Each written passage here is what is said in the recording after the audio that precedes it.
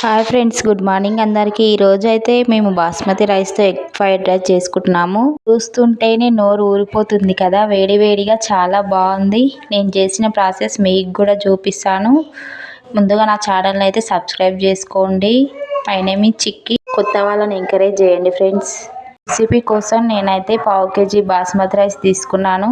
బియ్యం కొలత కోసం ఈ గిన్నెని తీసుకున్నాను. ఈ బియ్యాన్ని 3 లేదా 4 సార్లు శుభ్రంగా కడుక్కోండి. బియ్యాన్ని కడిగిన తర్వాత కూరగాయలు కట్ చేసుకోవాలి.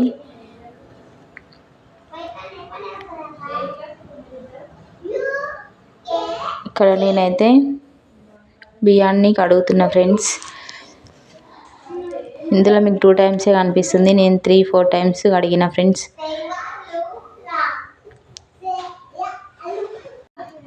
కడిగిన బియ్యాన్ని కాసేపు పక్కకు నానబెట్టండి. నానబెట్టిన తర్వాత వీటి కోసం టమాటాలు, మిరపకాయలు, ఉల్లిగడ్డలు తీసుకోండి. ఇక్కడ నేనైతే కూరగాయలు కట్ చేసేది నేర్చుకుంటున్నా ఫ్రెండ్స్.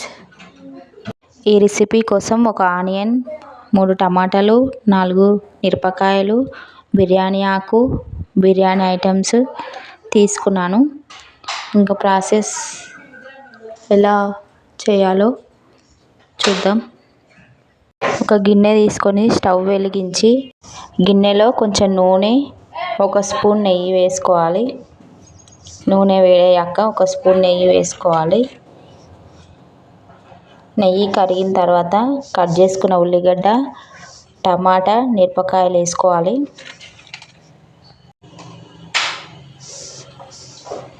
తర్వాత బిర్యానీ ఆకు, పువ్వు, మసాలాలు, యాలక్ లవంగాలు, పుదీనా, కరివేపాకు, అల్లం పేస్ట్ ఇవన్నీ వేసుకోవాలి ఫ్రెండ్స్. ఒకసారి కలుపుకున్న తర్వాత ధనియాల పొడి వేసుకోవాలి.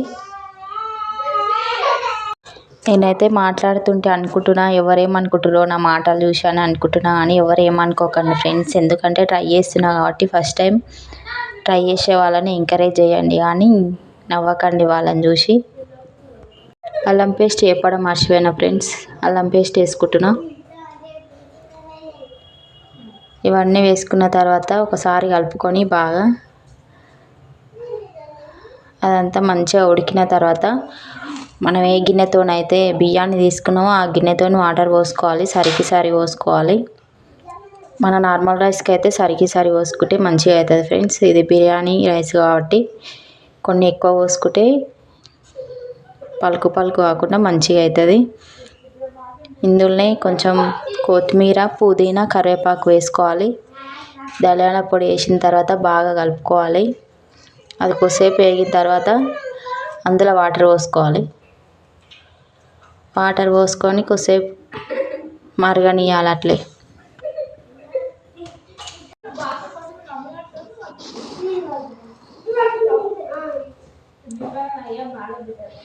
ఇప్పుడు ఇంకో పక్కన స్టవ్ వెలిగించి బాండి పెట్టుకొని కర్రీ కోసం అందులో కొంచెం నూనె వేసుకోవాలి. పోపు గింజలు వేసుకోవాలి. పోపు గింజలు అంటే ఆవాలు, జీలకర్ర, ఇంకేమైనా ఉంటే అవి, పసుపు, ఇప్పుడు కట్ చేసి పెట్టుకున్న మిరపకాయలు, ఉల్లిగడ్డ, టమాటాలు వేసుకొని బాగా కలుపుకోవాలి ఫ్రెండ్స్. ఇక్కడ ఉప్పు వేయడం ద్వారా తొందర టమాటాలు అయినా ఉల్లిగడ్డ అయినా తొందర వేగుతుంది, తొందర ఉడుకుతాయి. యూట్యూబ్ చేయడం వల్ల నాకు ఇప్పుడే మానిటైజేషన్ కావాలి, సంవత్సరం లోపలనే డబ్బులు రావాలి అని ఏం లేదు ఫ్రెండ్స్. కాకపోతే అందరు చేస్తారు కదా, వాళ్ళకు వస్తుంది, నాకెందుకు వస్తలేదు, ఎడిటింగ్ ఇవన్నీ నేర్చుకోవాలి నేను కూడా అని స్టార్ట్ చేసిన. నాకైతే ఆల్మోస్ట్ ఒక 60-70% వచ్చిందని అనుకుంటున్నా. ఇంకా ఎలాంటి వీడియోలు అయినా తీసి పెట్టగలుగుతానే నమ్మకం వచ్చింది. ఒక 3-4 వీడియోస్ తీస్తేనే. ఈ వీడియోస్ ఒక 6 months, ఒక 8-9 months తర్వాత ఇంకా మంచిగా తీయగలుగుతానేమో చూద్దాం. అందరు వర్క్ ఫ్రమ్ హోమ్ అని జాబ్స్ వెతుకుతుంటారు కదా, ఎవరిని అడగాల్సిన అవసరం లేదు, ఏ జాబ్ చేయాల్సిన అవసరం లేదు. అంటే ప్రైవేట్గా చేయకుండా ఎవరికి వారే సొంతంగా ఎర్నింగ్ చేసుకోవచ్చు ఇందులో అయితే. ఆ నమ్మకం నాకైతే అనిపించింది, అందుకే స్టార్ట్ చేసిన. ఇక్కడ ఎసరు అయితే మసిలింది ఫ్రెండ్స్. ఇందులో బియ్యాన్ని వేసుకోవాలి, నానబెట్టుకున్న బియ్యాన్ని వేసుకోవాలి.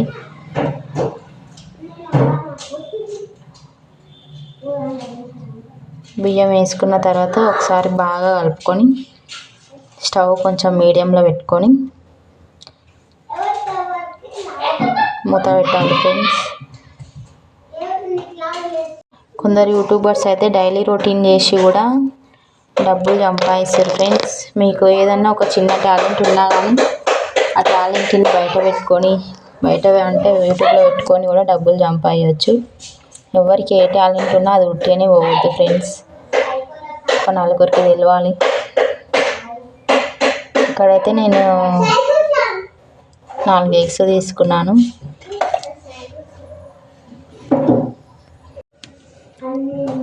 ఇక్కడ పక్కన ఎసర్లో బియ్యం వేసుకున్నాం ఫ్రెండ్స్.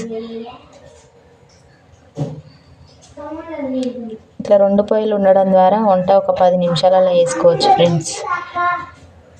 ఇక్కడ గుడ్డు కర్రీ అయితే అవుతుంది. ఇట్లా చూస్తుంటేనే బాగుంది ఫ్రెండ్స్, చూడడానికి టేస్ట్ కూడా చాలా బాగా వచ్చింది. రెసిపీ అయిన తర్వాత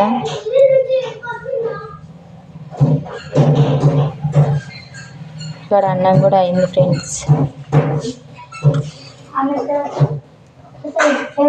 ఇంకా ఇది దమ్ముకు ఉంచుకోవాలి కొద్దిసేపు.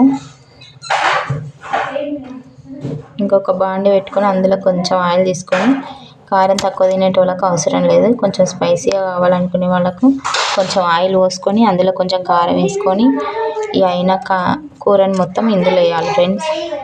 తర్వాత అయిన రైస్ని తీసుకొచ్చి ఇందులో వేయాలి, మొత్తం మిక్సింగ్ చేయాలి.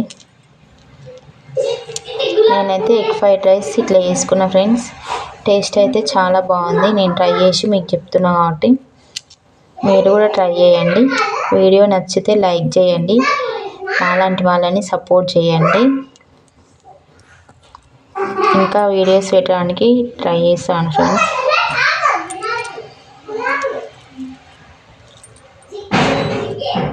నేను కొత్తగా ఛానల్ స్టార్ట్ చేసిన కాబట్టి ఎలా ఉన్న ఛానల్ని లైక్ చేయండి ఫ్రెండ్స్.